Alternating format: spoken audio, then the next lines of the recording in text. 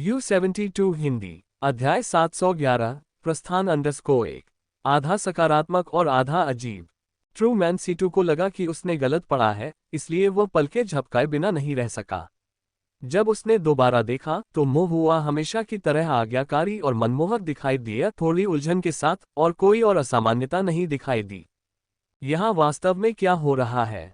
सच्चा आदमी सीटू उलझन में था और अपने आप से बड़बड़ा रहा था। दूसरी ओर बाई कियानचेन को भी यह अविश्वसनीय लगा। ताओवादी हृदय में रोपण शैतान का समाधान हो गया। क्या बड़े भाई ने दया दिखाई? ऐसा हो ही नहीं सकता।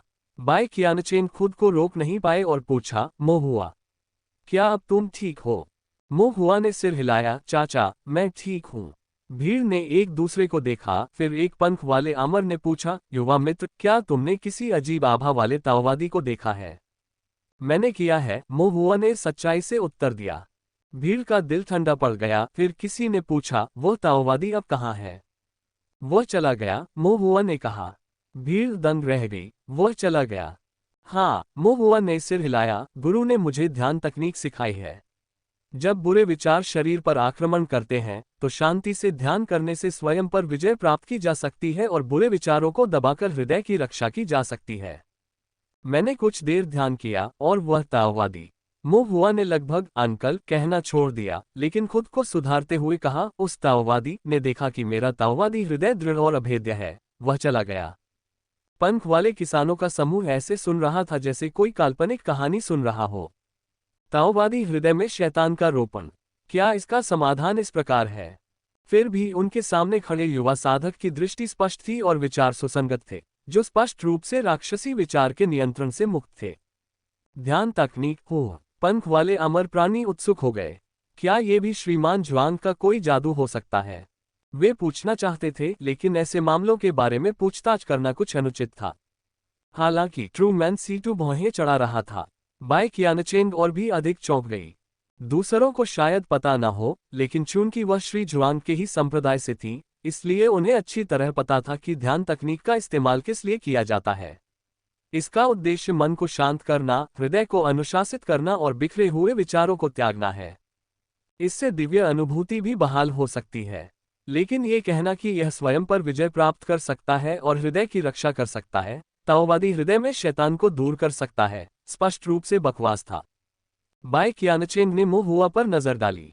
मोहुआ का छोटा सा चेहरा गंभीर, पूरी तरह से ईमानदार था, जिसमें घबराहट का भाव था जो बिल्कुल भी धोखेबाज नहीं लग रहा था।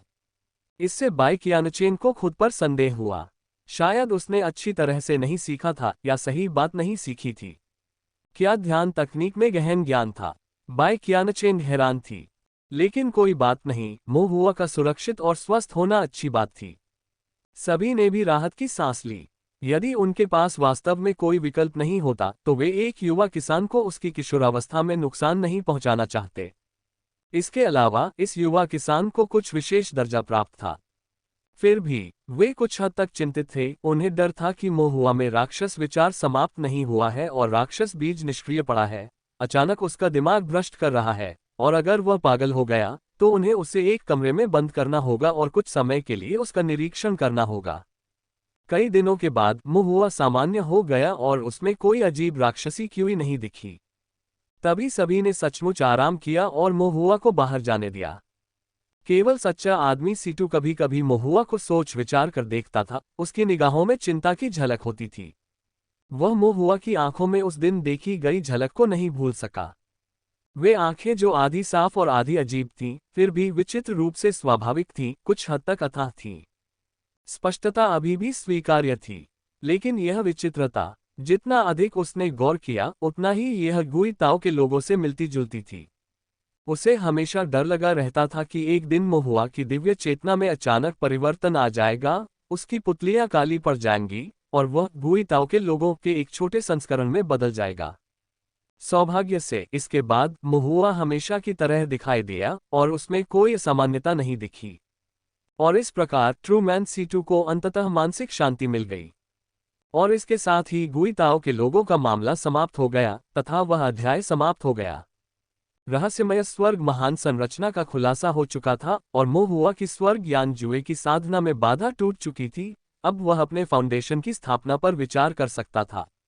लेकिन अपनी नींव स्थापित करने से पहले अभी भी कुछ तैयारियां करनी बाकी थी।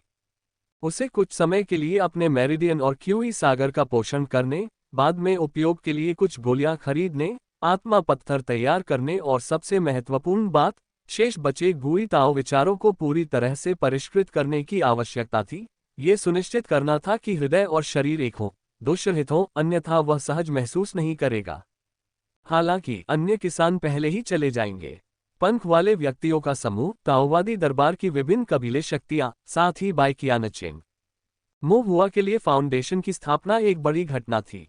लेकिन अन्य साधकों के लिए, विशेष रूप से उन पंथधारी अमरों के लिए, यह कोई महत्वहीन मामूली मामला था। वे अपनी निर्धारित यात्रा में कोई परिवर्तन नहीं करेंगे।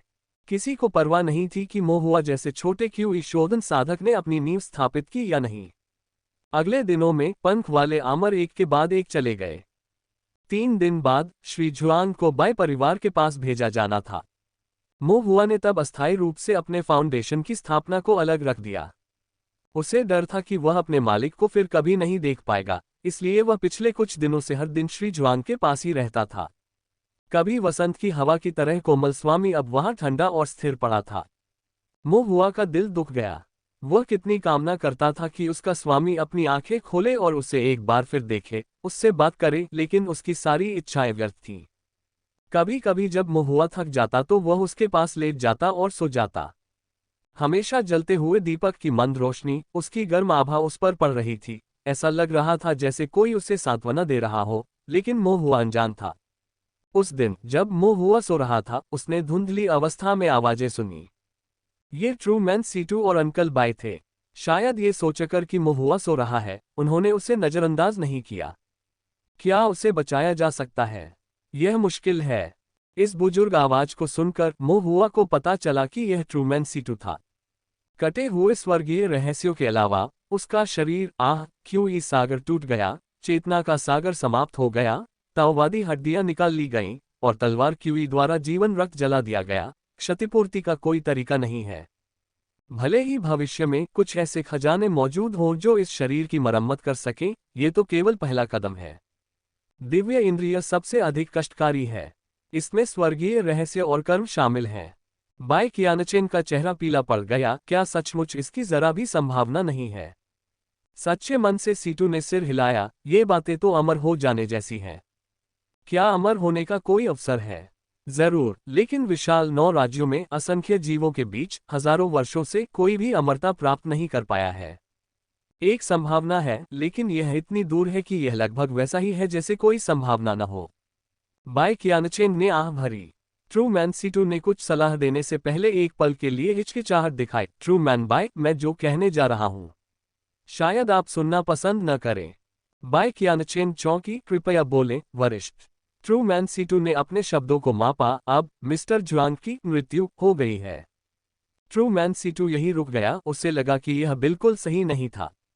मृत कहना, लेकिन वास्तव में अभी भी जीवन की एक झलक थी। फिर भी मृत नहीं कहना वास्तव में मृत होने के समान ही था। श्री जुआंग की जान खतरे में है। सच्चे पुरुष सीटू ने अपना भाव बदला और फिर आगे कहा, आपने अपने वरिष्ठ भाई को खो दिया है और आपका हृदय शोक में है, लेकिन ये दुख केवल अस्थायी है।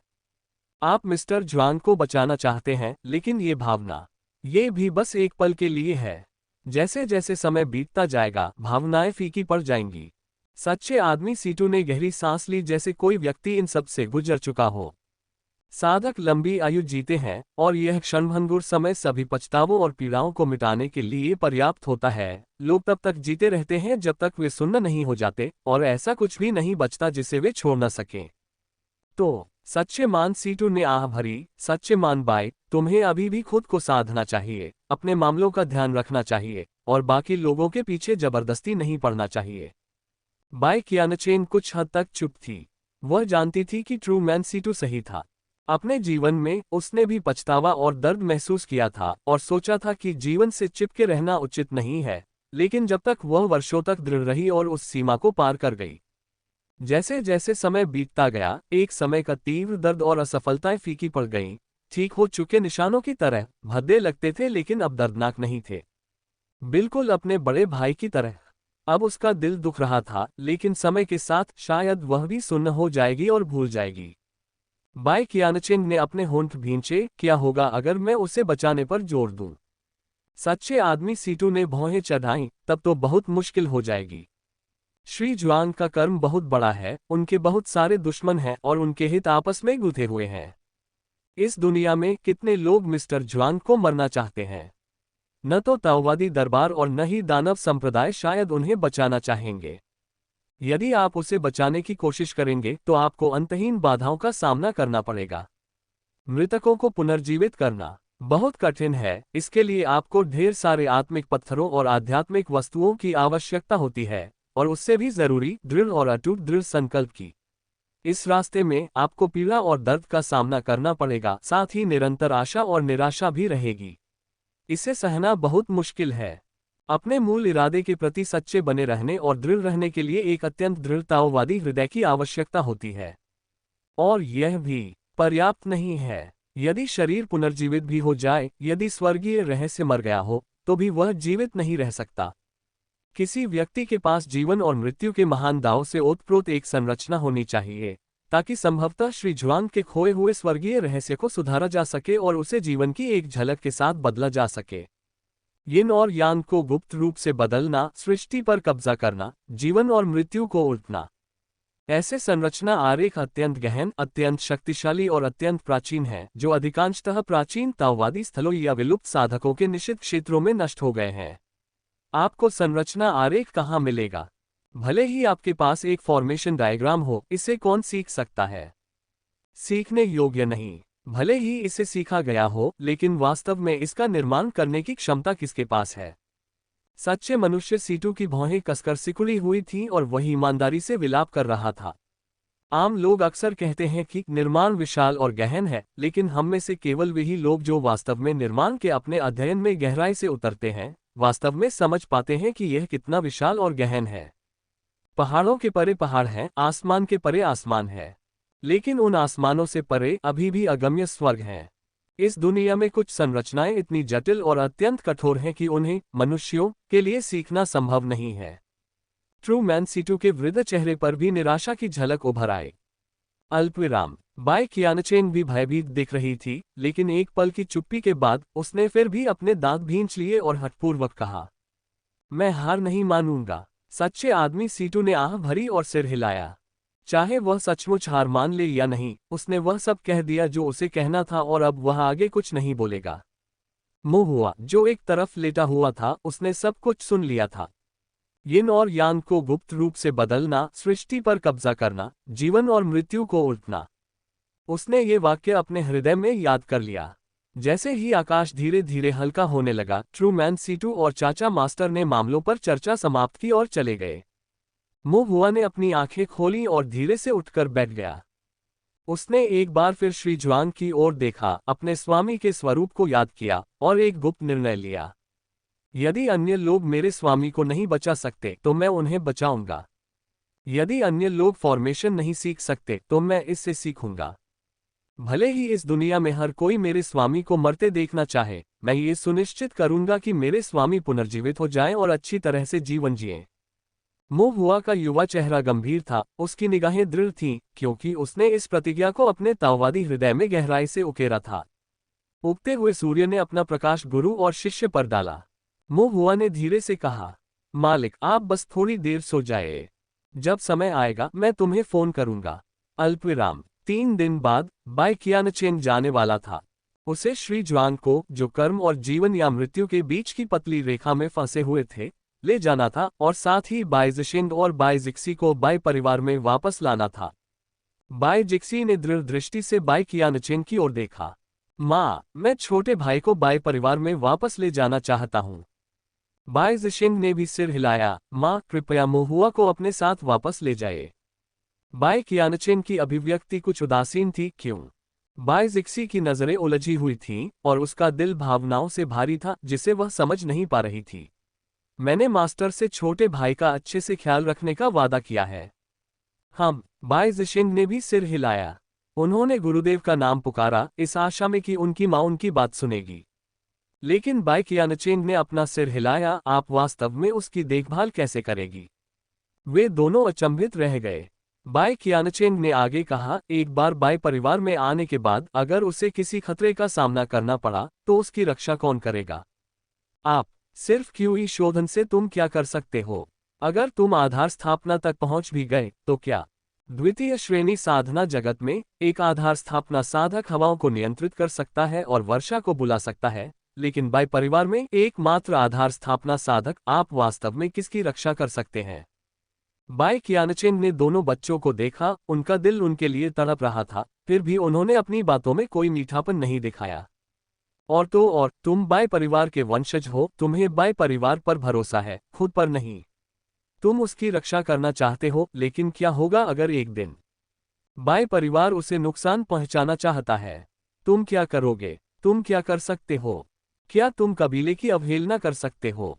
अपनी साधना के साथ आप 10,000 साल पुराने प्राचीन वंश बाई परिवार के खिलाफ कैसे खड़े हो सकते हैं? यदि आप उनका विरोध नहीं कर सकते तो क्या आप अपने छोटे भाई को अपनी आंखों के सामने मरते हुए देखने के लिए तैयार हैं?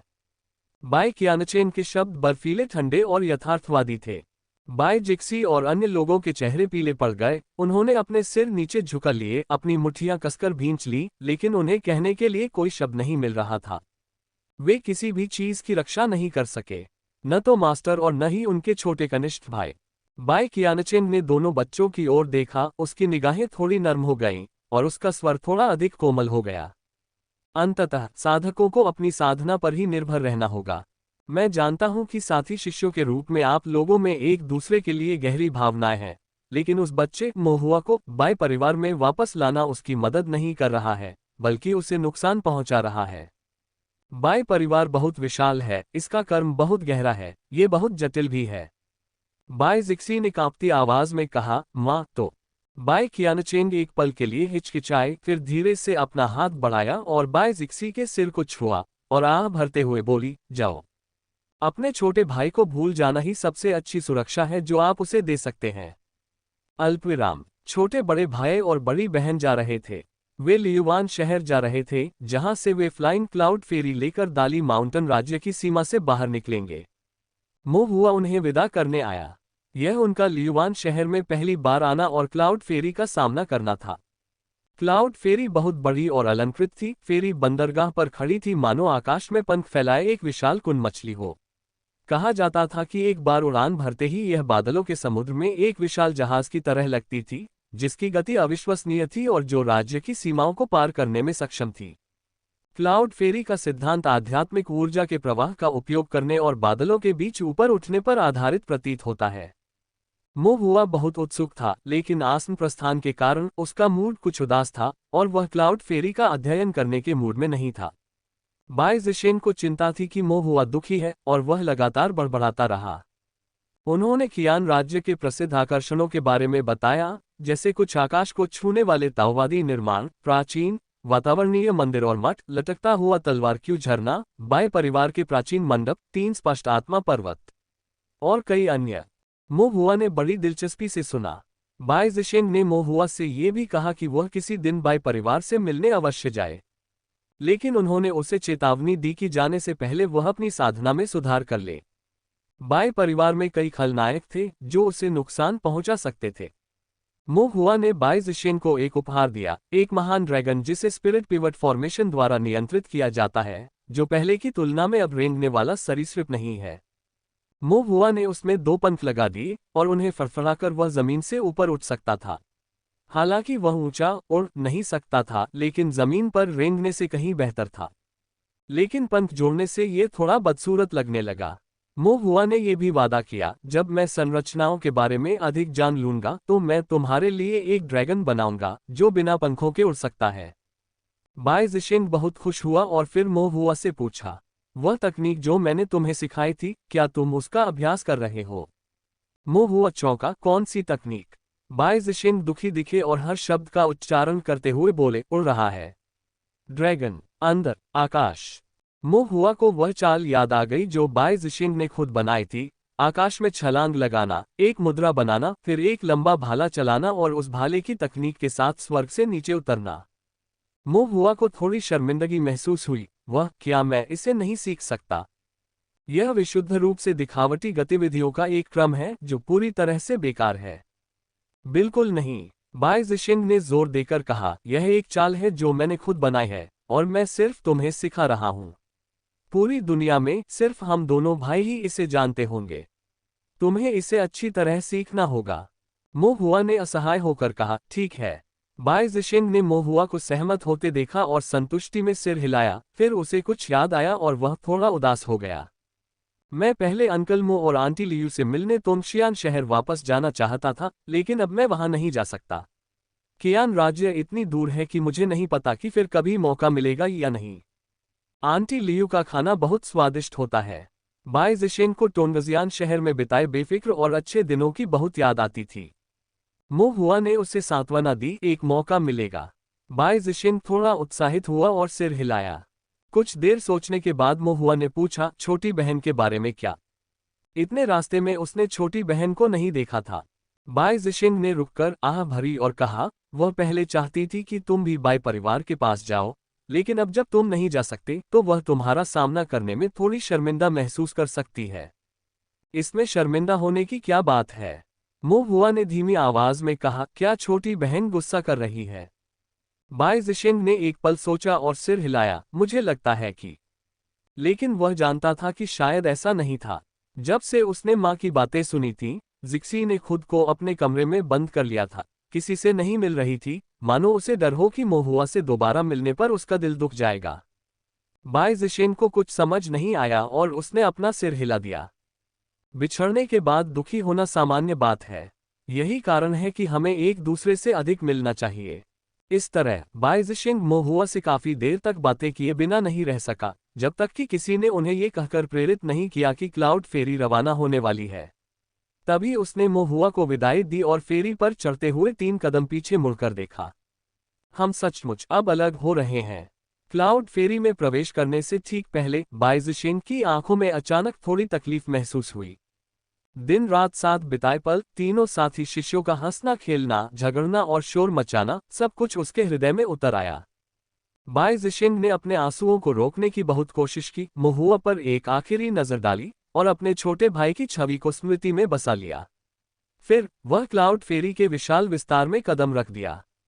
मोहुआ नौक बंदरगाह पर खड़ा था, जाने के लिए अनिच्छुक महसूस कर रहा था, लेकिन फिर भी चुपचाप अपने वरिष्ठ भाई और अदृश्य कनिष्ठ बहन को जाते हुए देख रहा था। क्लाउड फेरी के अंदर बाई जिशिंग ने बाई जिक्सी के दरवाजे पर दस्तक दी, क्या आप जूनियर भाई से मिलने नहीं जा रही हैं?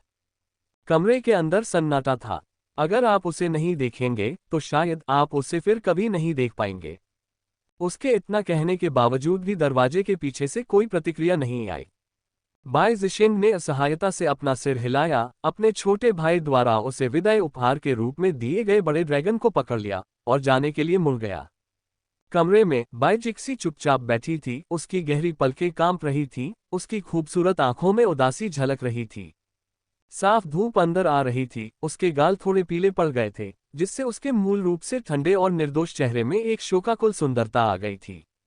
वहां वह चुपचाप बैठी थी, उसके विचार अज्ञात थे, उसकी भावनाएं जटिल और अस्थिर थीं। कुछ ही क्षणों बाद क्लाउड फेरी की भारी गुनगुनाहट की आवाज शुरू हो गई। बाई जिक्सी को अचानक घबराहट महसूस हुई और बाई जिशिंग के शब्द उसके दिमाग में गूंजने लगे। हो सकता है कि आप उसे फिर कभी न देखें। उसका दिल कांप उठा और वह जल्दी से उठी, अपने कमरे से बाहर निकली और क्लाउड फेरी के डेक पर चली गई। लेकिन तब तक क्लाउड फेरी रवाना हो चुकी थी। आकाश साफ था और बादलों के बीच से भव्य और शानदार क्लाउड फेरी उड़ रही थी, बादलों की लहरों की परतें ऊपर उठा रही थी। जब बाई जिक्सी ने फिर से बाहर देखा तो बादलों का समुद्र अंतहीन रूप से फैला हुआ था। मोहुआ की छोटी सी आकृति विशाल बादलों में छिप गई थी और उसकी दृष्टि से पूरी तरह ओझल हो गई थी। कभी नहीं, फिर कभी नहीं देखा जाएगा। बाई जिक्सी के दिल में एक तेज दर्द उठा, मानो चाकू से काटा गया हो, और एक आंसू बर्फ और बर्फ की तरह साफ धीरे धीरे उसके पीले गाल पर फिसल गया।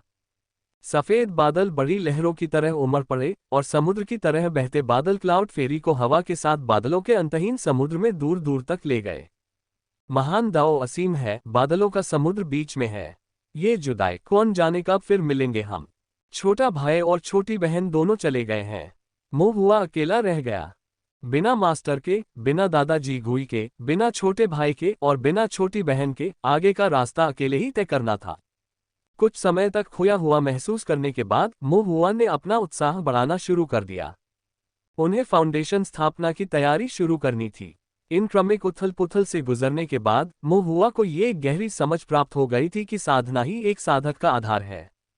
यिन और यांग को चुराना, सृष्टि को प्राप्त करना, जीवन और मृत्यु को उलटना की रचना सीखने के लिए उसके पास पर्याप्त उच्च साधना होनी चाहिए। केवल साधना को आधार बनाकर ही वह महान दाव की खोज कर सकता था, गठन के बारे में जान सकता था और इस प्रकार स्वर्गीय रहस्यों के अंत में जीवन की एक झलक खोज सकता था, मास्टर के भाग्य को बदल सकता था, मृत्यु को जीवन में बदल सकता था। और फाउंडेशन स्थापना महान दाव की स्थापना में पहला कदम था। फाउंडेशन की स्थापना से पहले मोहुआ ने सभी चीजों पर ध्यानपूर्वक विचार किया, यहाँ तक कि एक सूची भी बनाई ताकि यह सुनिश्चित हो सके कि उन्होंने सभी चीजों पर विचार कर लिया है और पूरी तरह से तैयार हैं। सबसे पहले आत्मा पत्थरों की पर्याप्त आपूर्ति की आवश्यकता थी। मोहुआ के पास पहले से ही काफी स्पिरिट स्टोन्स थे। ये हजारों की संख्या में आत्मा पत्थर थे जो उसके माता पिता ने वर्षों से उसके लिए इकट्ठा किए थे, उसके ड्राइंग फॉर्मेशन से अर्जित किए थे और उसके कनिष्ठ भाई और बहन ने गुप्त रूप से उसे दिए थे। आध्यात्मिक मूल जितना बेहतर होगा और साधना तकनीक का स्तर जितना ऊंचा होगा, नींव स्थापना के लिए उतने ही अधिक आत्मिक पत्थरों की आवश्यकता होगी। और चूंकि मोहुआ की आध्यात्मिक जड़ उत्कृष्ट नहीं थी, इसलिए उसे कम आत्मा पत्थरों की आवश्यकता होगी, इसलिए ये हजारों की संख्या पर्याप्त से अधिक थी। इसके अलावा मोहुआ ने अप्रत्याशित जरूरतों के लिए लियुआन शहर से कुछ गोलियां और आध्यात्मिक वस्तुएं भी खरीदी थीं। ये अड़चनों को तोड़ने के लिए नहीं थे, बल्कि सफलता के दौरान आपातकालीन स्थितियों के लिए थे, अगर कोई दुर्घटना उसकी नींव को नुकसान पहुंचाती। ये रक्त और आध्यात्मिक शक्ति को पुनः भरने, मेरिडियन को पोषित करने और उसकी जीवन शक्ति को बनाए रखने के लिए थे। ये सब कुछ अत्यधिक सावधानी जैसा प्रतीत हुआ, लेकिन उसके पास केवल एक ही जीवन था और वह लापरवाही नहीं बरत सकता था। इसके बाद उन्हें फाउंडेशन की स्थापना के लिए एक सुरक्षित, शांत और निर्बाध स्थान खोजने की आवश्यकता थी। फाउंडेशन स्थापना पूरी करने के बाद वह अपने माता पिता को आश्चर्यचकित करने के लिए टोंगक्सियन शहर लौट आए। लेकिन उससे पहले एक बात थी जिसे लेकर मोहुआ विशेष रूप से चिंतित थी। मोहुआ ने अपना सिर घुमाकर बगल में चाय पी रहे संतुष्ट वृद्ध व्यक्ति की ओर देखा और संदेह भरे भाव से पूछा, वरिष्ठ सीटू, आप अभी तक यहाँ क्यों हैं? क्या आप मिस्ट्री वैली वापस नहीं जा रहे? सच्चे आदमी सीटू ने आराम से अपनी चाय पी और गहरी सांस ली। जल्दी नहीं है, बाहर आना बहुत कम हो पाता है, इसलिए लौटने से पहले मन को शांत कर लूंगा। घाटी काफी नीरस है और बहुत सी परेशान करने वाली बातें हैं, मुझे वापस जाने की कोई जल्दी नहीं है। उसे बाहर आए हुए कई दशक हो गए थे। बेशक वह आराम करना और दृश्यों का आनंद लेना चाहता था। बेशक सबसे महत्वपूर्ण बात यह थी कि उन्होंने मिस्टर जुआन के जीवन को बढ़ाने के लिए मिस्ट्री वैली से क्यानकुन क्लियर लाइट लैंप को लंबे समय तक जलने वाले लैंप के रूप में इस्तेमाल किया था। ये संभावना थी कि कुछ दशकों में या शायद 100 वर्षों में ये बेकार हो जाएगा। रहस्य घाटी का ऐसा खजाना। उसे पहले अपनी प्रतिष्ठा बचाने के लिए कोई बहाना बनाना था और फिर वापस लौटने के बारे में सोचना था। फिलहाल कोई जल्दबाजी नहीं थी। ओह, मोहुआ ने सिर हिलाया। सच्चे आदमी सीटू ने मोहुआ की सूची पर नजर डाली, जिसमें विभिन्न गोलियों और आध्यात्मिक वस्तुओं का विस्तृत विवरण था, और पूछा, आप फाउंडेशन स्थापना की तैयारी कर रहे हैं? हाँ, मोहुआ ने ट्रू मैन सीटू की ओर देखा, जिसके पास दुनिया भर का समय था और वह बिल्कुल आलसी लग रहा था। उसने धीरे से पूछा, वरिष्ठ सीटू, क्या आप अभी व्यस्त हैं? कुछ तो चाहिए, क्या तुम्हें कुछ चाहिए? मोहुआ की आंखें चमक उठी और उसने सूची निकाली और उसे आदरपूर्वक पेश करते हुए बहुत विनम्रता से कहा, यह फाउंडेशन स्थापना की तैयारी है। क्या आप मेरे लिए भी देख सकते हैं? देखिए, क्या मैंने कुछ अनदेखा कर दिया है या कुछ जोड़ने की जरूरत है? मोहुआ की आंखें चमकदार और गंभीर थीं और उनके द्वारा बोला गया प्रत्येक शब्द शिष्टाचार से ओतप्रोत था। ट्रू मैन सीटू ने थोड़ा सिर हिलाया, इस विचार का विरोध नहीं किया। बालक मोहुआ ने उन पर गहरी छाप छोड़ी थी। सभी मरीज तुरंत कम करना चाहते हैं ब्लड शुगर, तो ये खरीदें। अंतिम मधुमेह से निपटने का नुस्खा मिल ही गया, 100% शॉपिंग। सच कहूं तो वो उस बच्चे से बहुत प्यार करता था। यद्यपि उसकी आध्यात्मिक जड़ में कुछ कमी थी, फिर भी वह प्यारा, बहुत विनम्र, मधुर वक्ता, चतुर था तथा अपने बड़ों और शिक्षाओं का आदर करता था। वास्तव में वह एक अच्छा बालक था। अन्यथा बाय परिवार के दो घमंडी बच्चे अपने छोटे जूनियर भाई की रक्षा के लिए आगे नहीं आते। वह वैसे भी स्वतंत्र था। चलो देखते हैं। ट्रू मैन सीटू ने मोहुआ से कागज लिया और उस पर नजर डाली और जल्दी से जरूरी चीजें समझ ली। अपनी उंगली के एक सहज झटके से उसने कागज के पीछे बिना स्याही का इस्तेमाल किए कुछ आध्यात्मिक वस्तुएं और कुछ गोलियां लिख दी। ये मेरिडियंस को साफ करने, शरीर को स्फूर्ति देने और मन व आत्मा को शांत करने के लिए हैं। हालांकि ये सहायक प्रकृति के हैं, लेकिन ये फाउंडेशन की स्थापना के लिए बेहद फायदेमंद हैं और महंगे भी नहीं हैं। मोहुआ ने अतिरिक्त सामग्री को देखा और कृतज्ञतापूर्वक कहा, धन्यवाद एल्डर सीटू। ट्रू मैन सीटू ने हिचकिचाते हुए कहा, सिर्फ सीनियर ही ठीक है एल्डर, हटा दो। जैसे जैसे कोई बड़ा होता जाता है उसे बूढ़ा कहलाना थोड़ा संवेदनशील हो सकता है। ओह ओह, मोहुआ ने बार बार सिर हिलाया। हालांकि उसके मन में ये शिकायत थी कि सीनियर सीटू अजीब है, उसे एक बड़े को मिलने वाला सम्मान पसंद नहीं आता। सच्चे आदमी सीटू ने चाय का एक और घूंट लिया। उसे यह बेस्वाद लगा। आखिरकार ये तीसरे दर्जे की राज्य सीमा से केवल तीसरे दर्जे की आध्यात्मिक चाय थी। मुंह में कुछ हद तक फीका महसूस हो रहा था। अचानक वह मोहुआ को देखकर हैरान हो गया और पूछा, आपने जो गोलियां और आध्यात्मिक वस्तुएं तैयार की हैं, उनमें बाधाओं को दूर करने के लिए कुछ भी शामिल नहीं है ना? हाँ, मोहुआ ने सिर हिलाया। उसकी बाधा पहले ही टूट चुकी थी। ये चाचा ही थे जिन्होंने उसके लिए इसे तोड़ा था। उन्होंने इसे स्पष्ट रूप से नहीं बताया, लेकिन अस्पष्ट रूप से कहा, मेरा आध्यात्मिक मूल अच्छा नहीं है और मेरी साधना तकनीक औसत है। हालांकि मैं कम आध्यात्मिक शक्ति की साधना करता हूं, फिर भी बाधाएं सीधी हैं और उन्हें आसानी से तोड़ा जा सकता है। सच्चे आदमी सीटू ने सिर हिलाया और आगे पूछताछ नहीं की, लेकिन उसने मन ही मन सोचा, इसकी संभावना बहुत कम है। ये युवक मुझे धोखा दे रहा है। वह श्री जुआंग के शिष्य हैं और भले ही उनका आध्यात्मिक मूल कमजोर हो तथा श्री जुआंग का स्वभाव अधिकता की अपेक्षा न्यूनता को प्राथमिकता देने का हो, फिर भी वे उन्हें ऐसी साधना तकनीक चुनने की अनुमति नहीं देंगे जिसमें सरल बाधाएं हो जिन्हें आसानी से दूर किया जा सके। जब तक कि इस साधना तकनीक में किसी बाधा को पार करने के लिए आध्यात्मिक वस्तुओं और गोलियों की आवश्यकता नहीं होती। आध्यात्मिक वस्तुओं और गोलियों की आवश्यकता न होने का अर्थ है कि अड़चन संभवतः क्यूई सागर या मध्याह्न रेखाओं में नहीं है। क्यूई सागर या मध्याह्न रेखा में नहीं।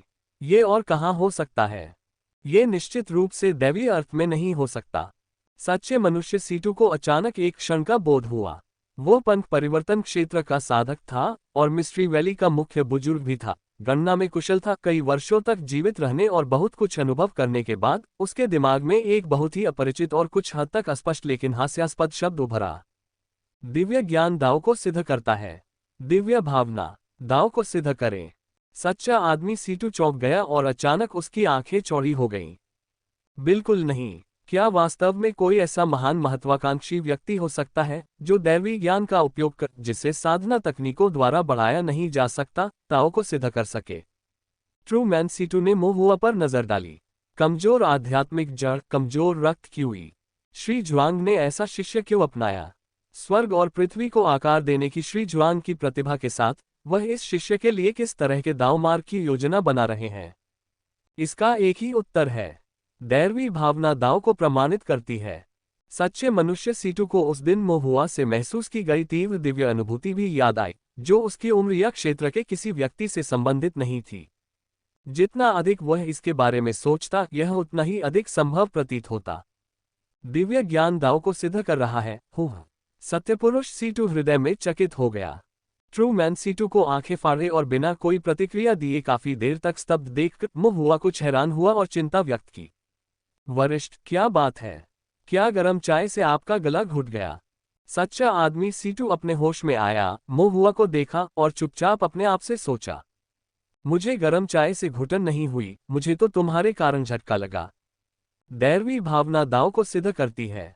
ये वह है जो सिखाने का साहस करता है और वह जो सीखने का साहस करता है। यह कोई साधारण उपलब्धि नहीं है। इस बच्चे को वह वास्तव में दूसरे गुई ताओ के व्यक्ति के रूप में विकसित नहीं कर पाएगा, है ना? सच्चे आदमी सीटू के दिल में थोड़ी घबराहट हुई, लेकिन कुछ सोचने के बाद उसने अपना सिर हिला दिया। दिव्य भावना ये साबित करती है कि दाओ और दानव विचार गुई ताओ अभी भी बहुत अलग हैं। और यदि इस बच्चे के स्वभाव में सचमुच दोष होते तो श्री ज्वांग अपने स्वभाव के कारण उसे निश्चित रूप से दैवीय ज्ञान सिद्धि दाव नहीं सिखाते। प्रकृति को अपना काम करने दो और परिवर्तनों का अवलोकन करो। सच्चे मन से सीटू ने मन ही मन सोचा। अचानक उसने अपनी जीभ चटकाए और पुनः उत्सुक हो गया। क्या ये बच्चा सचमुच दैवीय ज्ञान प्राप्त कर सकता है जिससे दाव सिद्ध हो सके? वह इसे देखने के लिए उत्सुक था। इतने लंबे समय तक जीवित रहने के बाद उन्होंने कभी भी ऐसा साधक नहीं देखा था जो दिव्य ज्ञान के साथ दाव को सिद्ध कर सके और अपना नाम बना सके। सच्चे आदमी सीटू का उत्साह अचानक भड़क उठा और उसने मुहुआ से कहा, यदि आपको फाउंडेशन की स्थापना से परे कोई संदेह है तो बेझिझक मुझसे पूछें। मुहुआ बहुत खुश हुआ, लेकिन फिर भी उसने विनम्रता से पूछा, क्या इससे आपको परेशानी नहीं होगी? सच्चे आदमी सीटू ने हाथ हिलाकर कहा, कोई बात नहीं, मेरे पास करने को और कुछ नहीं है। इसके बाद मुहुआ ने बिना किसी संकोच के फाउंडेशन की स्थापना के बारे में सारी जानकारी पूछी, जिसमें वे क्षेत्र भी शामिल थे जिनके बारे में वे चिंतित थे। सच्चे मनुष्य सीटू को एक पंखदार अमर और एक बुजुर्ग होने के नाते फाउंडेशन स्थापना की पूरी समझ थी। मुहुआ, जिसके पास विरासत का अभाव था, ने ज्यादातर प्राथमिक प्रश्न पूछे, लेकिन ट्रू मैन सीटू ने फिर भी धैर्य और पूरे दिल से मुहुआ की जिज्ञासाओं का उत्तर दिया। उन्होंने मुहुआ से ये भी कहा, नींव की स्थापना प्रयास और भाग्य दोनों के बारे में है। हालांकि यह सच है, लेकिन जितना अधिक आप प्रत्येक विवरण को पूर्ण करेंगे उतनी ही अधिक सफल फाउंडेशन स्थापना की संभावना होगी। इसलिए इस भाग्य को जब तक आप इसे अच्छी तरह से समझते हैं, मानव प्रयास से बदला भी जा सकता है। अल्पविराम। मुहुआ को बहुत लाभ हुआ। उसे याद आया कि उसने ट्रू मैन सीटू और अंकल मास्टर को क्या कहते सुना था। वह उपकरण जिसने मास्टर को कार्य कारण में लॉक करने और उसके जीवन को बढ़ाने में मदद की थी, वह मिस्ट्री वैली का क्यानकुन क्लियर लाइट लैंप था। रहस्यमय अग्नि अनंत संरचना भी व्यक्तिगत रूप से ट्रू मैन सीटू द्वारा स्थापित की गई थी। सच्चे मनुष्य सीटू के बिना मास्टर को एक छोटा सा भी मौका नहीं मिलता। प्यार को लेकर कंफ्यूज हैं? कंफर्म करने का तरीका यहां देखें। मधुमेह हमेशा के लिए ठीक हो जाएगा। सोने से पहले करें ये काम। मुहुआ ने बहुत कृतज्ञता महसूस की और गंभीरता से झुककर कहा, वरिष्ठ, मैं अपने हृदय में आपकी महान दयालुता और कृपा को स्मरण रखूंगा। सच्चे आदमी सीटू ने युवा मुहुआ को गंभीर चेहरे के साथ गंभीरता से बात करते हुए देखा और मदद नहीं कर सका, लेकिन थोड़ा मुस्कुराया। आप जैसे क्यूई शोधन क्षेत्र के बच्चे, आपके आभार का मेरे लिए क्या उपयोग है? लेकिन उसने यह विचार व्यक्त नहीं किया और अचानक उसके दिल में एक धड़कन महसूस हुई। जैसे ही मुहुआ ने सिर झुकाया, सच्चे मनुष्य सीटू का हृदय कांप उठा। उसे ऐसा महसूस हुआ जैसे अदृश्य जगत में कोई कार्य कारण बदलने लगा हो। दिव्य ज्ञान दाव को सिद्ध करता है।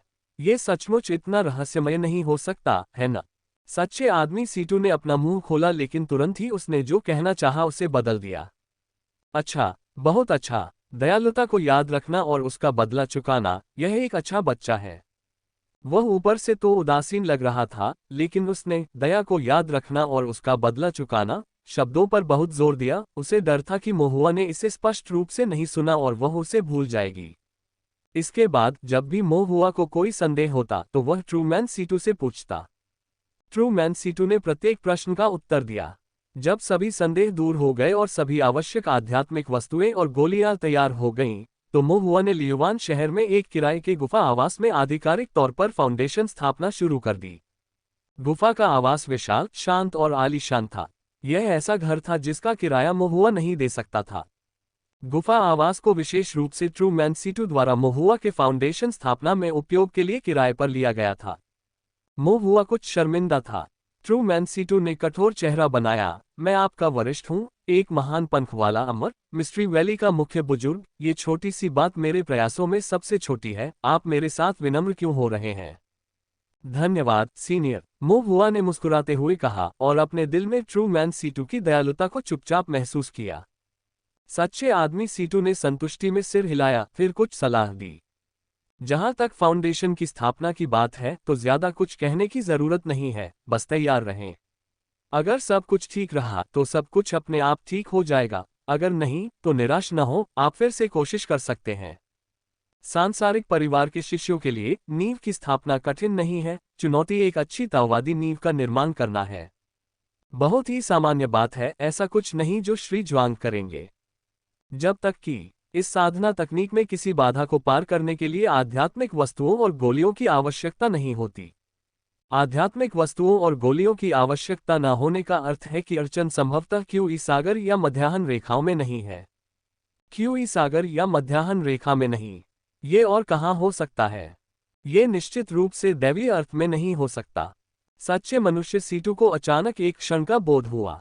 वो पंथ परिवर्तन क्षेत्र का साधक था और मिस्ट्री वैली का मुख्य बुजुर्ग भी था। गणना में कुशल था। कई वर्षों तक जीवित रहने और बहुत कुछ अनुभव करने के बाद उसके दिमाग में एक बहुत ही अपरिचित और कुछ हद तक अस्पष्ट लेकिन हास्यास्पद शब्द उभरा।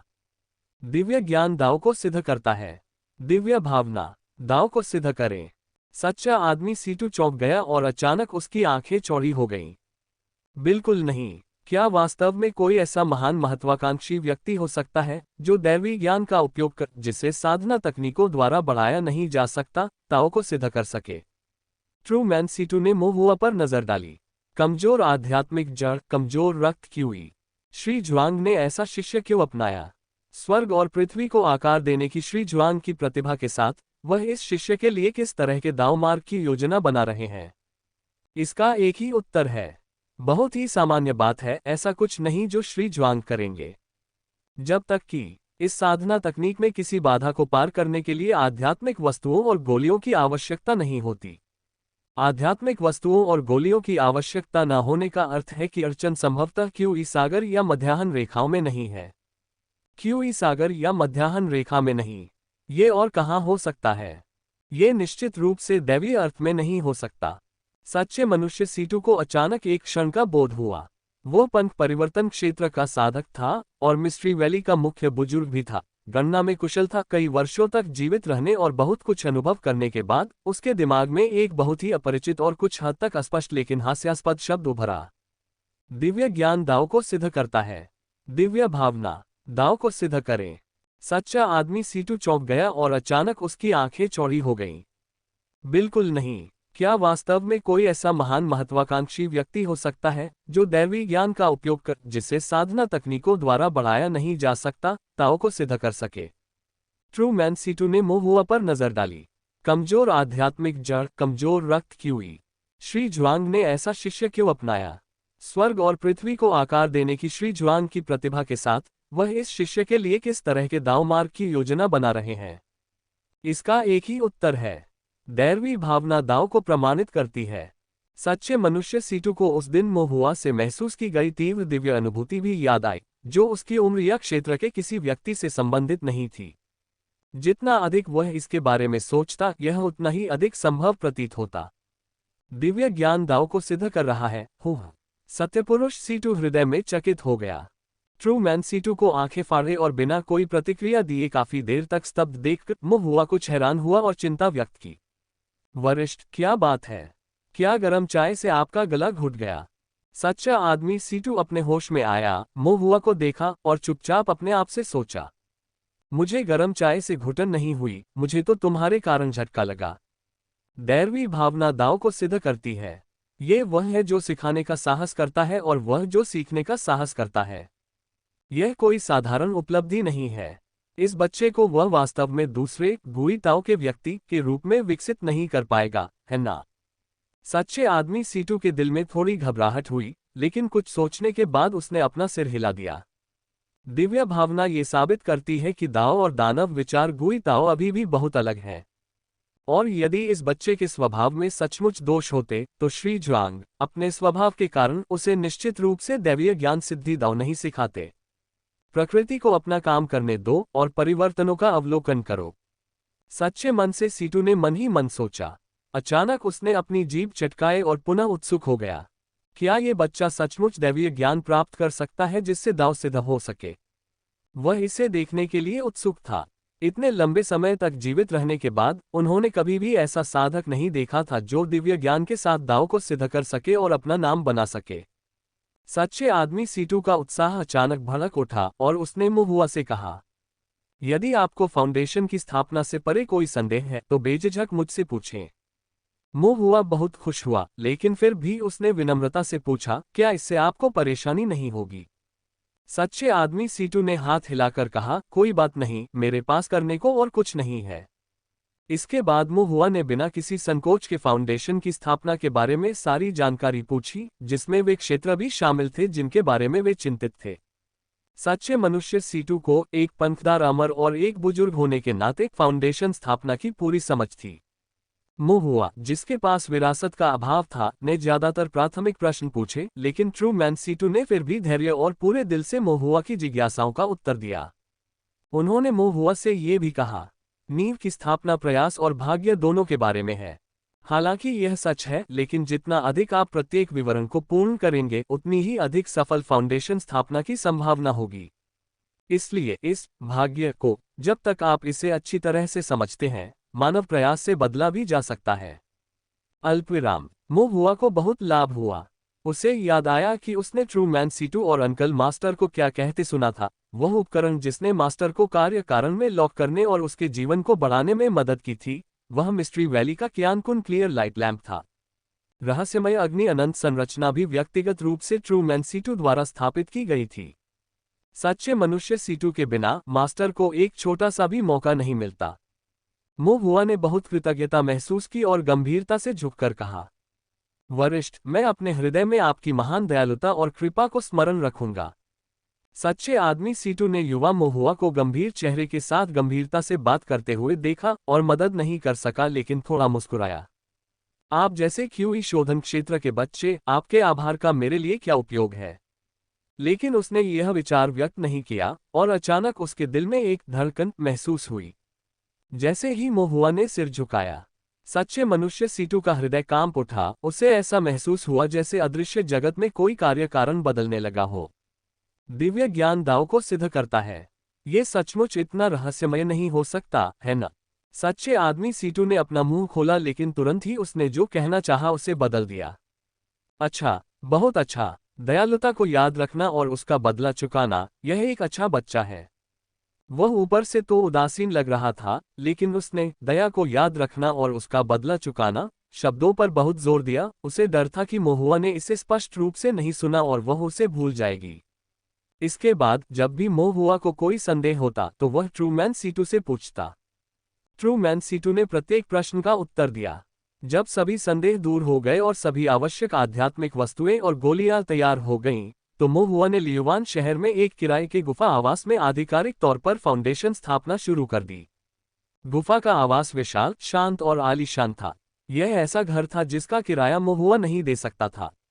गुफा आवास को विशेष रूप से ट्रू मैन सीटू द्वारा मुहुआ के फाउंडेशन स्थापना में उपयोग के लिए किराए पर लिया गया था। मुहुआ कुछ शर्मिंदा था।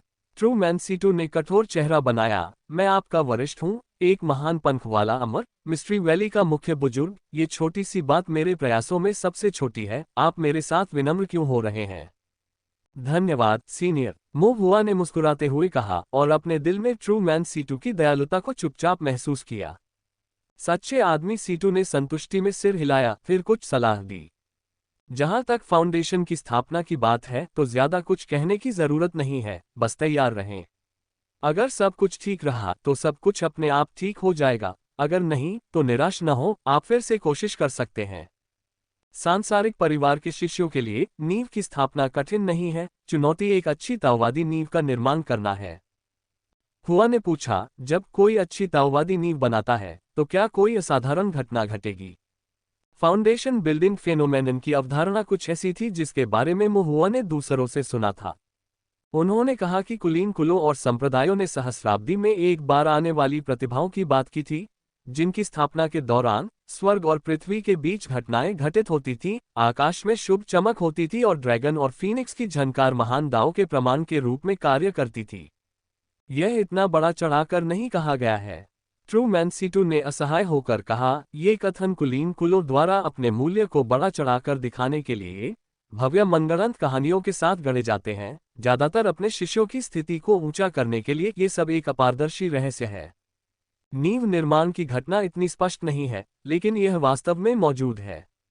सामान्यतः कहें तो जब तक नींव ठोस है और ताओवादी नींव पूर्ण है, तब तक वास्तव में कुछ विशेष घटनाएं घटित होंगी।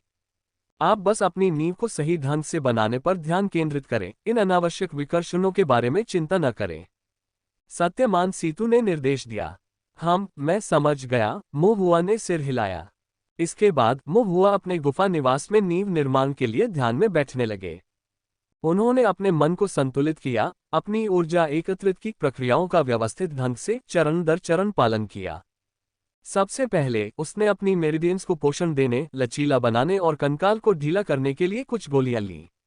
फिर उसने धूप जलाए, मन को शांत किया, और जब उसका शरीर और हृदय एक हो गए और उसके विचार बिखर नहीं गए, तो उसने स्पिरिट स्टोन्स को परिष्कृत करना शुरू कर दिया। फाउंडेशन का निर्माण शुरू हुआ और क्यूई सागर बेतहाशा बढ़ गया, मानो कोई खुला हुआ मुंह लगातार आध्यात्मिक ऊर्जा को निगल रहा हो। एक के बाद एक स्पिरिट पत्थर को शीघ्रता से परिष्कृत किया गया। आध्यात्मिक ऊर्जा की धाराएं दानतियान क्यूई सागर में प्रवाहित हुई। हजारों आध्यात्मिक पत्थर पानी की तरह बह गए। मोह हुआ की आध्यात्मिक शक्ति भी प्रत्येक परिक्रमा के साथ मजबूत होती गई और क्यूई सागर धीरे धीरे अधिक ठोस होता गया। ट्रू मैन C2 के मार्गदर्शन और मोह हुआ की विस्तृत तैयारियों के कारण ये प्रक्रिया काफी सुचारू रूप से संपन्न हुई। अनिश्चित समय के बाद क्यूई सागर अंततः स्थिर हो गया और आध्यात्मिक शक्ति बहते पारे की तरह घनी और जम गई। पारे जैसी घनीभूत आध्यात्मिक ऊर्जा, आध्यात्मिक शक्ति, ये फाउंडेशन बिल्डिंग आध्यात्मिक शक्ति है।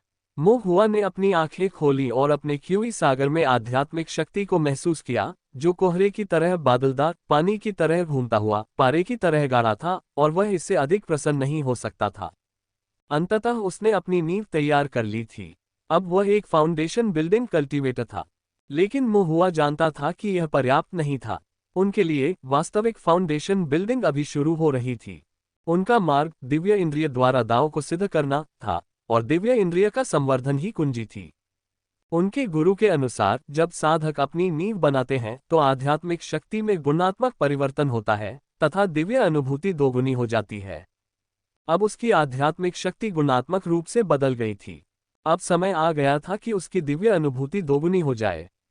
14 पैटर्न क्यूई फाउंडेशन मध्य चरण में एक दिव्य भावना दोगुनी होने के बाद सीमा को तोड़ सकती है और फाउंडेशन स्थापना देर चरण के 17 पैटर्न दिव्य भावना तक छलांग और सीमा से आगे बढ़ सकती है।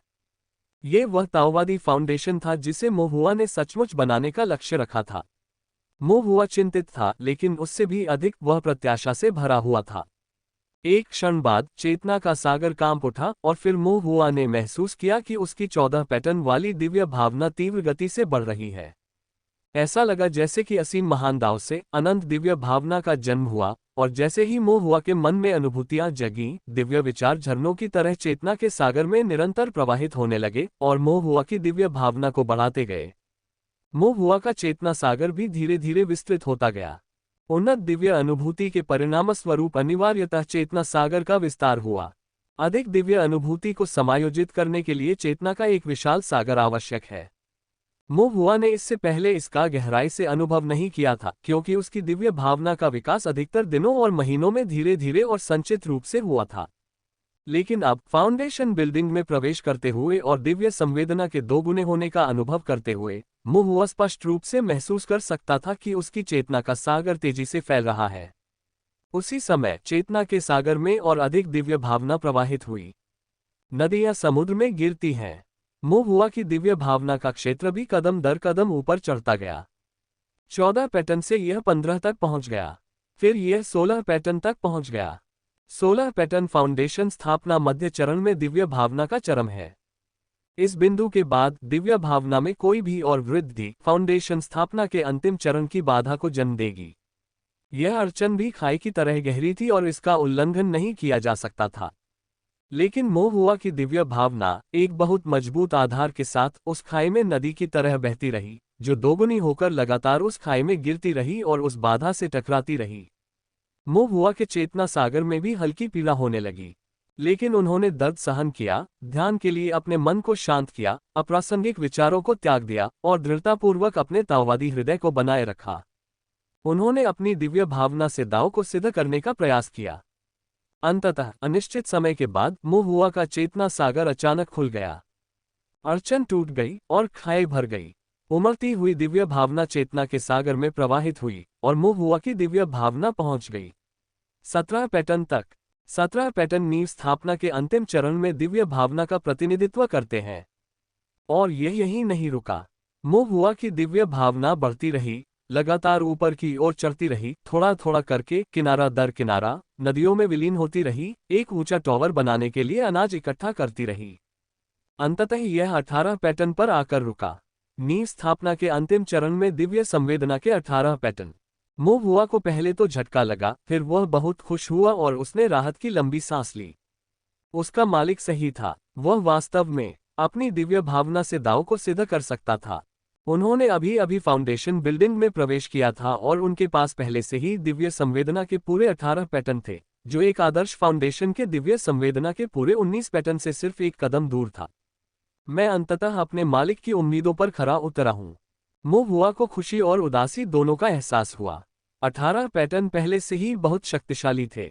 मोहुआ ने स्वयं को सिर हिलाया और जैसे ही वह ध्यान करना बंद करने और नींव का निर्माण समाप्त करने वाला था, उसकी अभिव्यक्ति अचानक बदल गई।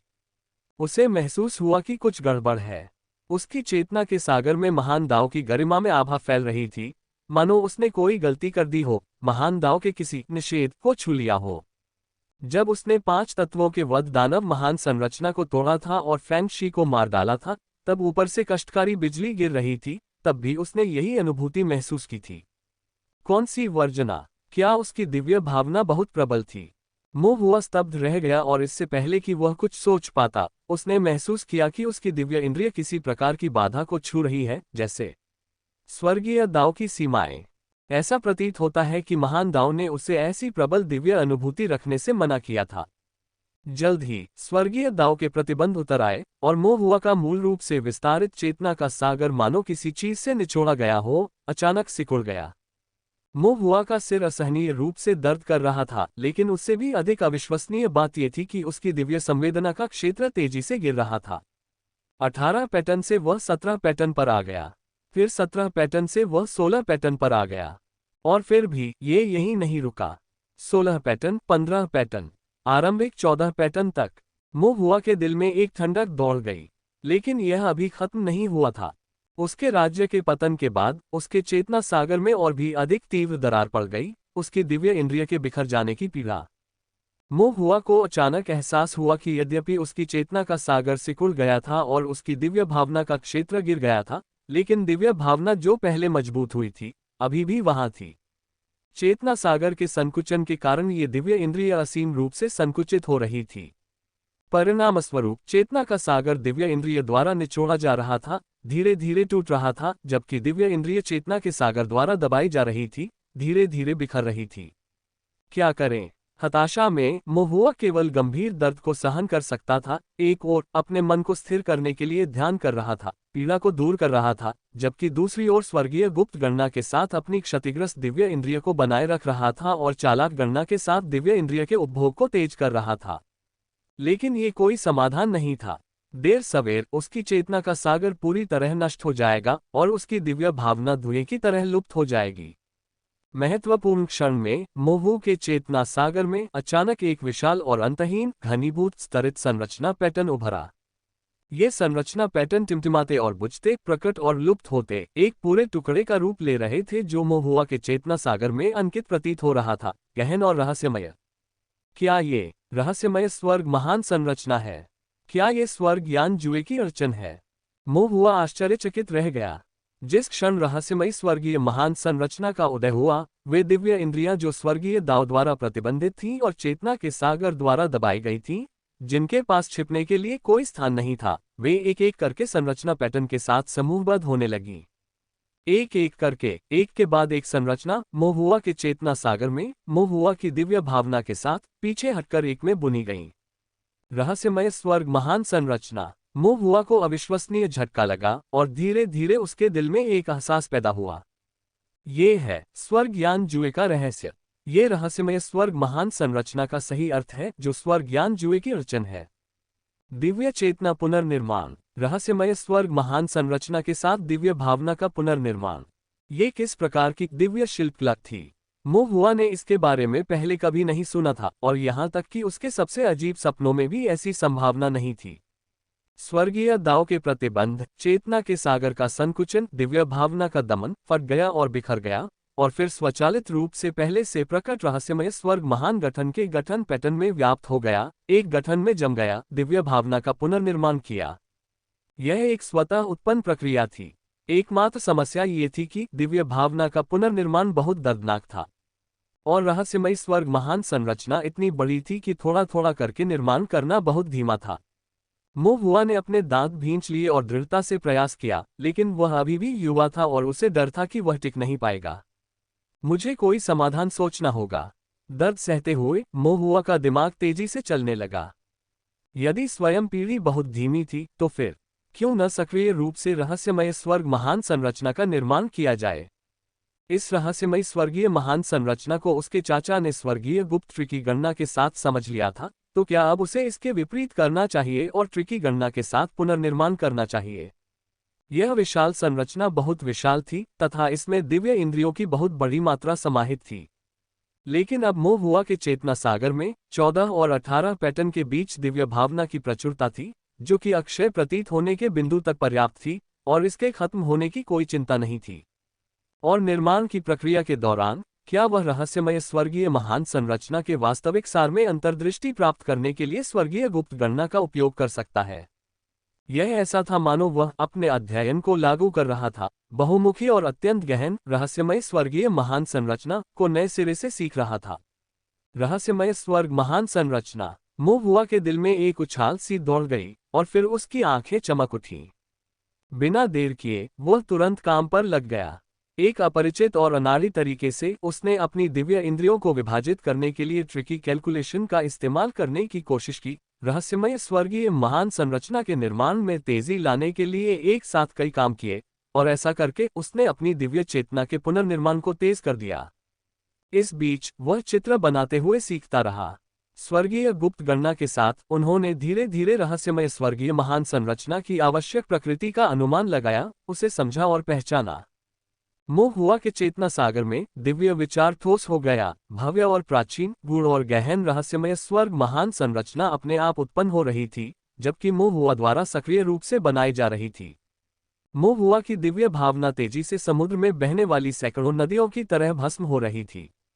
चेतना के सागर में दर्द भी धीरे धीरे कम हो गया, मानो वसंत की हवा और हल्की बारिश से। फिर भी मोहुआ की दिव्य भावना अविश्वसनीय परिवर्तनों से गुजर रही थी, कदम दर कदम। एक अज्ञात समयावधि के बाद रहस्यमयी स्वर्गीय महान संरचना पूरी तरह से बन गई, फिर धीरे धीरे विलीन हो गई, मोहुआ के चेतना सागर में विलीन हो गई और बिना किसी निशान के गायब हो गई।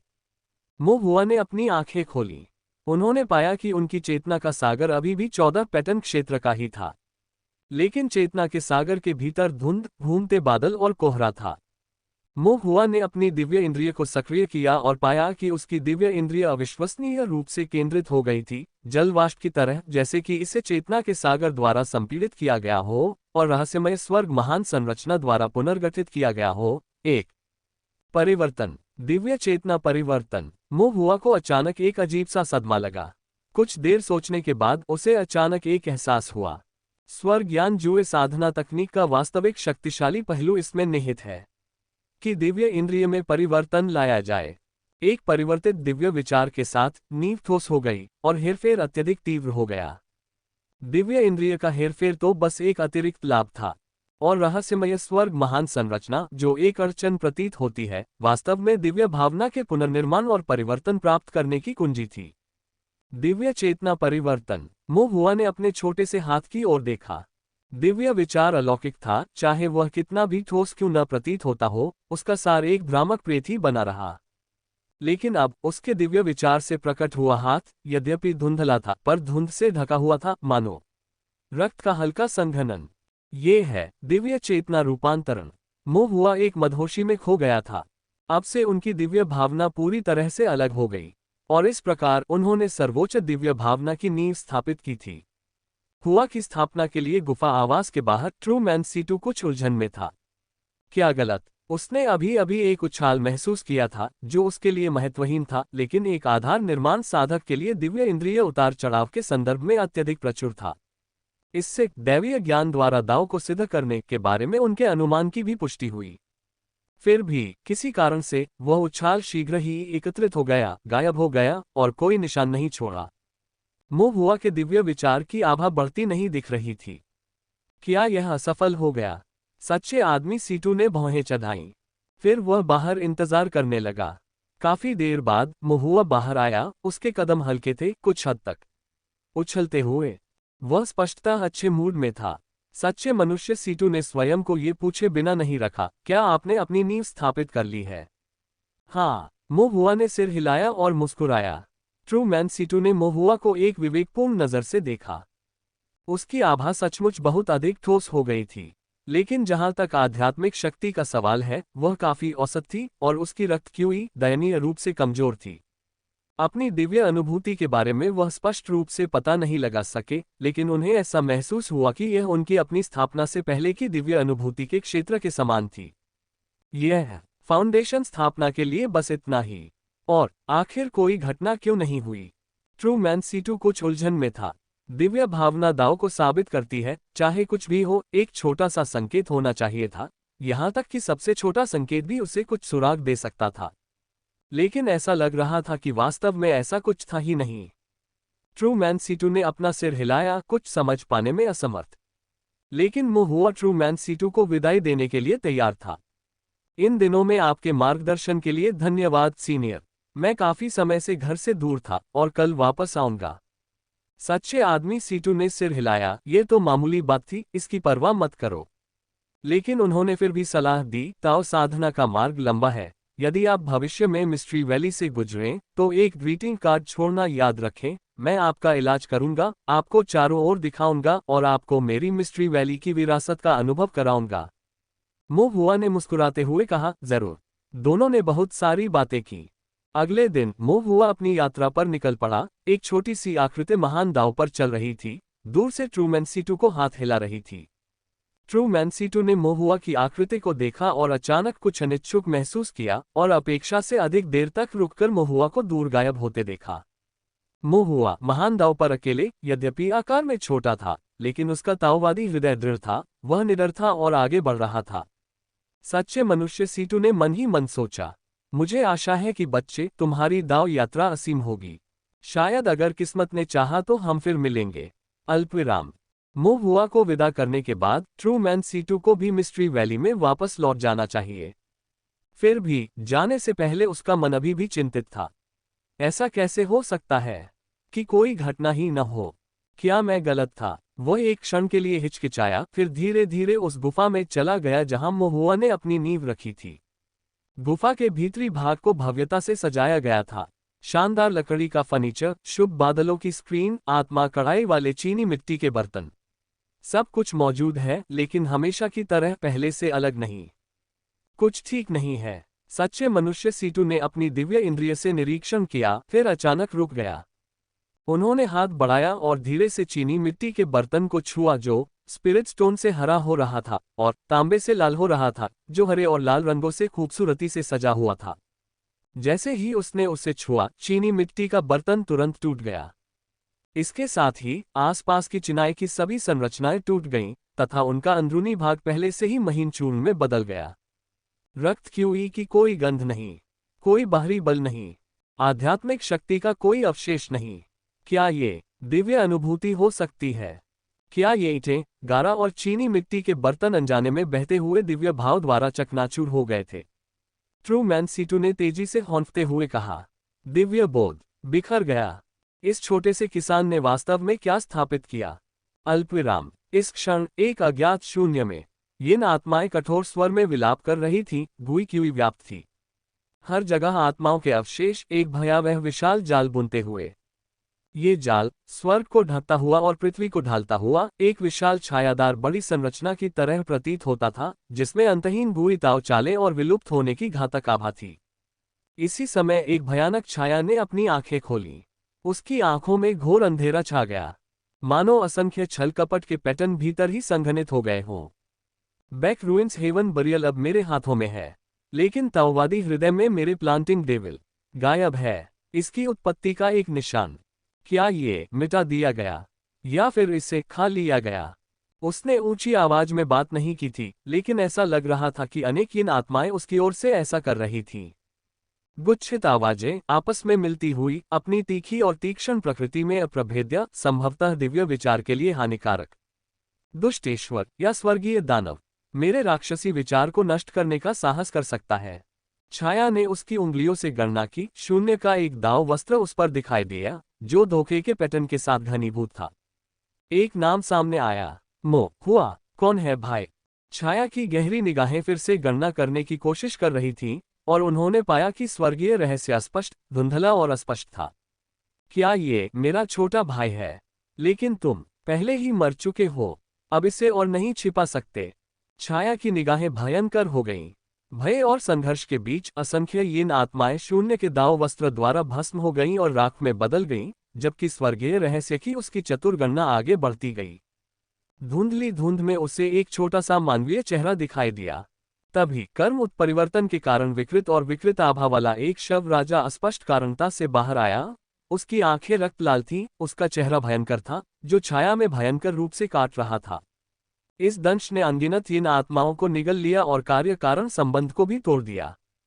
छाया चौंकी, थोड़ा अविश्वास हुआ। ये है मेरा पोषित ताओवादी दानव। ये मुझे काट रहा है। ये शव राजा अस्पष्ट कारण में छिपा हुआ अपने स्वामी की रक्षा के साथ साथ अपने भोजन की रक्षा करता हुआ प्रतीत होता था। दूसरों को अपने स्वामी का लालच न करने देना, न ही दूसरों को अपने भोजन का लालच करने देना। छाया की आंखों में प्रतिशोध की भावना का एक अंश दिखाई दिया, फिर धीरे धीरे शांत हो गया। एक ताओवादी दानव, महान दाव के कर्म उत्परिवर्तन का एक प्राणी। दाव के अनुरूप होते हुए भी उसका उल्लंघन करना, कार्य कारण में छिपा हुआ, खतरनाक रूप से अप्रत्याशित और मायावी। इस ताओवादी दानव को उसने पाला था, अब वह उसे मार नहीं सकता था। छाया शांत हो गई, एक सर्वव्यापी मृत्युमय शांति छा गई। फिर उसका छल पैटर्न फीका पड़ गया, उसने अपना दाव वस्त्र वापस ले लिया और सामान्य हो गया। हम फिर मिलेंगे। उसकी काली पुतलियां, प्रकाश और छाया के बीच टिमटिमाते अनियमित छल पैटर्न। शून्य की भूमि में हजारों यीन आत्माएं भयंकर रूप से विलाप करती हुई एक साथ उस नाम को चिल्लाती हैं जो न तो कारण जानता है और न ही प्रभाव। मुंह हुआ योजक चिन्ह। भटकते खंड का अंत तोंगशियान शहर से 100 मील बाहर पहाड़ी जंगल हरे भरे थे और नदियां कलकल कर रही थीं। पहाड़ी रास्ते पर 10 से अधिक लोगों का एक कारवां कई भंडारण गाड़ियां खींचते हुए धीरे धीरे आगे बढ़ रहा था।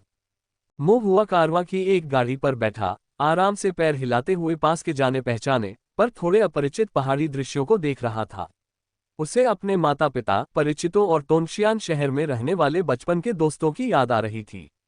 वह उत्साहित तो था, पर अपने गृहनगर के पास पहुंचते ही अचानक एक घबराहट से घिर गया।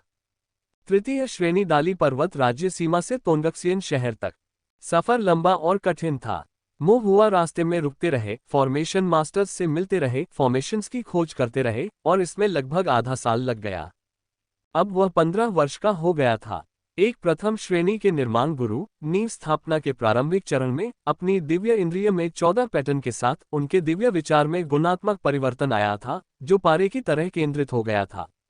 जब उसने घर छोड़ा था, उसकी तुलना में महुआ थोड़ा लंबा हो गया था। उसकी भौहें और आंखें भी चौड़ी हो गई थीं, और उनमें वीरता की भावना झलक रही थी। हालांकि किशोरावस्था की छोटी सी उम्र में वह अभी भी एक कृषक के लिए बहुत छोटा था। महुआ ने फाउंडेशन एस्टेब्लिशमेंट की शिक्षा जल्दी ही हासिल कर ली थी। हालांकि वह कई अनुभवों से गुजरा था, फिर भी वह एक अनगढ़, भोला और बेफिक्र सा दिखता था। माँ बेटा, तुम्हारे माता पिता सचमुच तुम पर अकेले यात्रा करने का भरोसा करते हैं? कारवां में मौजूद एक बुजुर्ग व्यक्ति ने पूछा। इस यात्रा में उन्होंने ये प्रश्न कम से कम 7 या 8 बार पूछा होगा। वह बुजुर्ग व्यक्ति कारवां का मालिक था, जो जीविका चलाने के लिए दूर दूर तक यात्रा करता था और स्पिरिट स्टोन और गोलियों का व्यापार करता था। उनका उपनाम झेंग था। उनकी आंखों में एक तीखी नजर थी, बाकी सभी लोग उन्हें और झेंग कहते थे। तोंगशियान शहर और भी समृद्ध होता जा रहा था, और वहां आने जाने वाले साधकों और व्यापारियों की संख्या भी बढ़ गई थी। बूढ़े झेंग का कारवां खास तौर पर ताओ साधना का सामान बेचने के लिए वहां आया था। केवल रास्ते में राक्षस जानवरों द्वारा कारवां पर हमला किया गया था और गाड़ी पर संरचना क्षतिग्रस्त हो गई थी। मुंह हुआ उनसे मिले और उन्होंने फॉर्मेशन को ठीक करने में मदद की। वे बहुत ही साधारण फॉर्मेशन थे, लगभग पहली कक्षा के 4 या 5 पैटर्न, इसमें मुश्किल से एक उंगली उठाने के बराबर था। लेकिन बूढ़ा झेंग आश्चर्यचकित था। ये युवा साधक इतना युवा था, फिर भी वह पहले से ही 5 संरचना पैटर्न के साथ एक संरचना की मरम्मत कर सकता था। उसका भविष्य अथाह था। मोहुआ के प्रति कृतज्ञता में बूढ़े झेंग ने उसके साथ अच्छा व्यवहार किया, खाने पीने का इंतजाम किया। जब उसे पता चला कि मोहुआ का गंतव्य भी तोंगशियान शहर ही है, तो उसने मोहुआ को रास्ते में लिफ्ट देने की पेशकश की। यात्रा से थके मोहुआ ने सुविधाजनक ढंग से एक सवारी का अवसर लिया। रास्ते में खाने पीने और बातचीत के लिए लोगों की संगति थी, इसलिए यह उबाऊ नहीं था। वैसे भी वे पहले से ही तोंगशियान शहर के बहुत करीब थे और इससे केवल कुछ दिनों की देरी होगी। लेकिन हर बार जब बूढ़ा झेंग मोहुआ को देखता तो उसकी अभिव्यक्ति अविश्वास से भरी होती। क्या वह बच्चा मात्र था, तथापि इतनी प्रतिभा के साथ उसके माता पिता उसे अकेले यात्रा करने की अनुमति देकर वास्तव में आश्वस्त महसूस करते थे। यदि वह होता तो वह जाने नहीं देता। मोहुआ ने धीरे से कहा, जब मैं यात्रा करता था तो मेरे साथ और लोग भी होते थे। अब लौटते समय मैं अकेला हूं। जब उसने ये कहा तो मोहुआ की आंखों की गहराई में उदासी का एक संकेत छिपा हुआ था। बूढ़े झेंग ने सिर हिलाया और आगे कुछ नहीं पूछा। खड़ी पहाड़ियों और चोटियों के बीच कारवां घुमावदार पहाड़ी सड़कों पर कदम दर कदम आगे बढ़ता हुआ तोंगशियान शहर की ओर बढ़ रहा था। मोहुआ ने ऊपर देखा और सामने लहराती बड़ी काली पर्वत श्रृंखला देखी, और दूर से पहाड़ों और धुंध से छिपी तोंगशियान शहर की रूपरेखा धुंधली सी दिखाई दे रही थी। उसने चुपचाप राहत की सांस ली। कोई बात नहीं, मैं लगभग घर पहुंच गया हूं। जब से उसने घर छोड़ा था केवल कुछ वर्ष ही बीते थे। एक साधक का जीवनकाल लंबा होता है और कुछ वर्षों का कोई खास महत्व नहीं होता, लेकिन मोहुआ को ऐसा लगा जैसे बहुत लंबा समय बीत गया हो। अंततः वह घर लौट रहा था। मोहुआ के दिल में हल्की खटास पैदा हो गई। कई दिन बीत गए और दसियों मील की यात्रा करने के बाद मोहुआ को परिचित लोग मिले। वे कई चाचा थे जो राक्षस शिकारी थे। लोहे के कवच पहने और पू ब्लेड्स लिए, उनके चेहरे सख्त थे। वे सभी पूरी तरह से सतर्क थे, राक्षस जानवरों का पीछा कर रहे थे और संयोग से मोहुआ के साथ आए कारवां के पास पहुंच गए। वे एक राक्षस जानवर का पीछा कर रहे थे, उनके कवच और ब्लेड खून से सने हुए थे, उनके चेहरों पर मौत से लड़ने के लिए एक आभा थी। ये देखकर कारवां के अन्य किसान भी सतर्क हो गए, उनके चेहरे पर तनाव छा गया। बूढ़े झेंग को अपने दिल में ठंडक महसूस हुई। ये तोंगशियान शहर में उनका पहला व्यापार था और इस उजाड़ ब्लैक माउंटेन क्षेत्र में खूनी ब्लेड और कठोर अभिव्यक्तियों वाले राक्षस शिकारियों का सामना करते हुए वे असहज महसूस करने से खुद को नहीं। इस डर से कि कहीं किसी गलतफहमी के कारण ये राक्षस शिकारी उन्हें लूट न ले और मार न डाले। अपनी यात्रा के दौरान उन्हें ऐसी अनेक घटनाएं देखने को मिली और सुनने को मिली। इससे भी अधिक परेशानी वाली बात यह थी कि ये मॉन्स्टर हंटर स्पष्ट रूप से बहुत शक्तिशाली थे। कारवां ने पहरेदारों को काम पर रखा था, लेकिन ये पहरेदार केवल क्यूई शोधन के अंतिम चरण में थे, 9वें स्तर से आगे नहीं। वे साधारण मोल गिरोहों से निपट सकते थे, लेकिन गहन साधना, उत्कृष्ट आध्यात्मिक कलाकृतियों और युद्ध में समृद्ध अनुभव वाले इन राक्षस शिकारियों और इसके अलावा खून से लथपथ लोगों की तुलना में वे स्पष्ट रूप से पराजित थे। यद्यपि वह घबराया हुआ था, फिर भी बूढ़े झेंग ने क्षमायाचनापूर्वक मुस्कुराने की पूरी कोशिश की।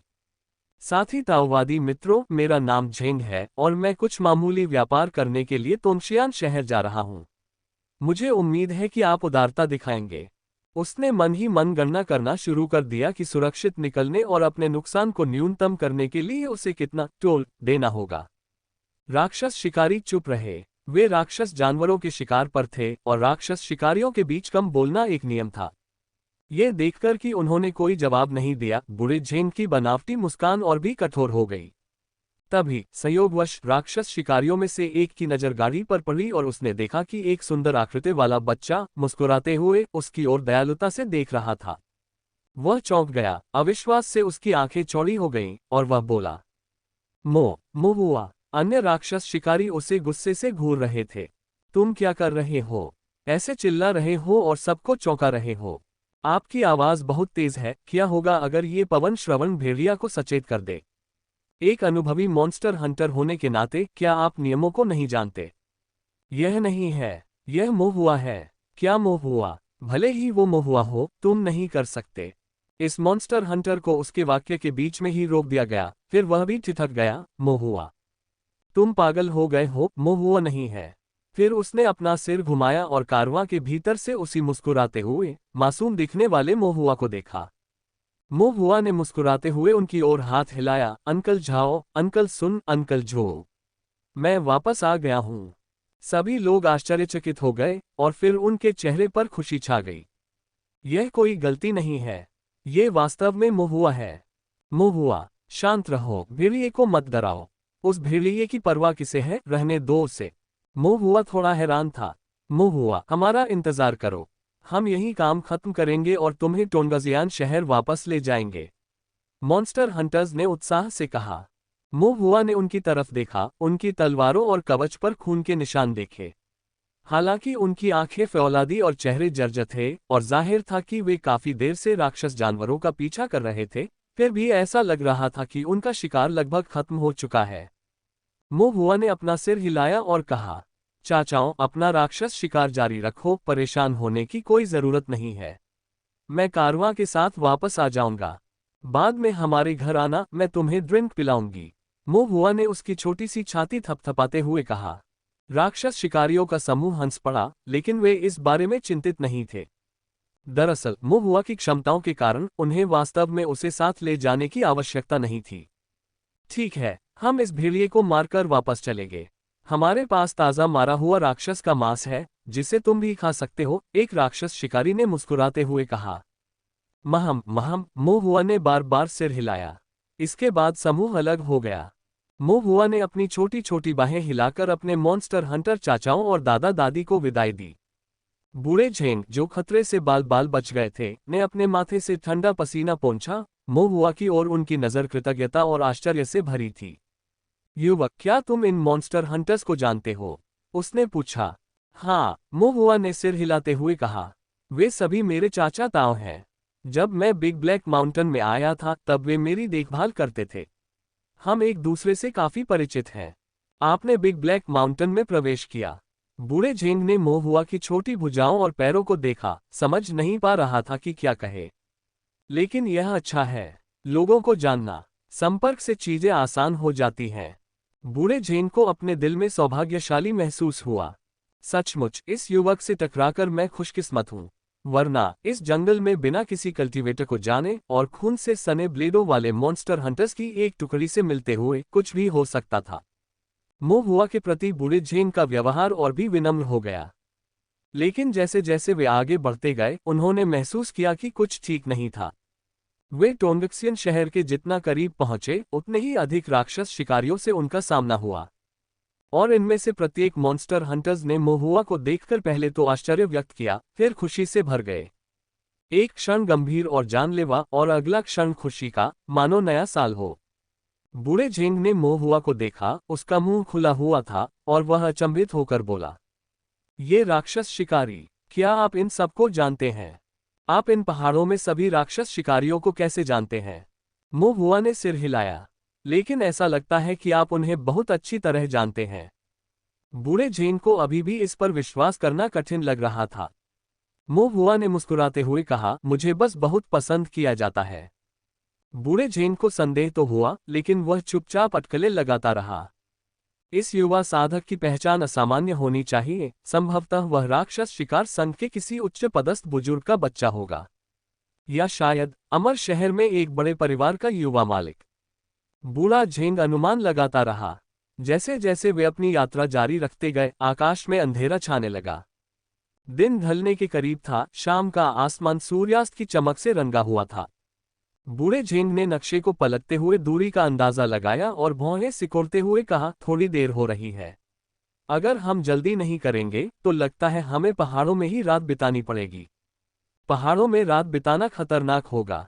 एक नवनिर्मित पहाड़ी सड़क अब इना माउंटेन से बिग ब्लैक माउंटेन के घने जंगलों से होते हुए सीधे टोंगशियान शहर तक जाती है। इना माउंटेन में राक्षस जानवर भयंकर हैं। गहरे पहाड़ों में रहने वाले लोग और भी अधिक खूनी होते हैं और कभी कभी द्वितीय श्रेणी के राक्षस जानवर भी दिखाई देते हैं। दिन के समय तो सब ठीक रहता है, लेकिन रात होते ही घने जंगल में रहना, घने अंधेरे में राक्षस जानवरों का सामना करना और खतरनाक इलाके में रहना, ये डर बना रहता है कि कहीं हर कोई जानवरों का निवाला न बन जाए। क्या हम अभी अंधेरा होने से पहले कोई छोटा रास्ता अपनाएं? कम से कम घने जंगल से बाहर निकलने के लिए, किसी ने सुझाव दिया। बूढ़े झेंग ने एक पल सोचा और फिर सहमति में सिर हिलाया। हमें जल्दी से तोंगशियान शहर पहुंचने के लिए तेजी से चलना होगा। बेहतर होगा कि सपनों से भरी लंबी रातें न बिताई जाएं। मोहुआ ने ऊपर देखा और आसपास के माहौल को गौर से देखा। वे बिग ब्लैक माउंटेन की पहाड़ियों के बीच गहरे स्थित थे। पहाड़ी रास्ते का नवीनीकरण किया गया था और जमीन में थोड़ा बदलाव आया था जो उसके लिए अपरिचित था। पहाड़ के आकार में परिवर्तन। जाहिर है यह परिवर्तन विशुद्ध शक्ति के कारण हुआ था जब उसने 5 तत्वों के वध दानव महान संरचना को विघटित कर दिया था, जिसने गहरे पहाड़ के लगभग आधे हिस्से को समतल कर दिया था, जिससे पूरे परिदृश्य में परिवर्तन आ गया था। पहाड़ वही था लेकिन उसका आकार बदल गया था, सड़कें अब वैसी नहीं थीं। एक क्षण के लिए मोहुआ सही स्थान का पता लगाने में असमर्थ रहा। तब पार्टी में मौजूद एक व्यापारी ने कहा, मैं टोंगक्सियन शहर कई बार गया हूं और एक शॉर्टकट जानता हूं, लेकिन अब थोड़ी देर हो चुकी है और हमारा सामना राक्षस जानवरों से हो सकता है। एक पल सोचने के बाद बूढ़े झेंग ने आह भरते हुए कहा, घने जंगल में रात बिताने से तो ये बेहतर है। तुम आगे बढ़ो और सब लोग सतर्क रहो। जरूर ओल्ड झेंग। इसलिए व्यापारी आगे बढ़ गया और कारवां एक संकरे रास्ते पर मुड़ गया। यह एक पुराना पहाड़ी रास्ता था।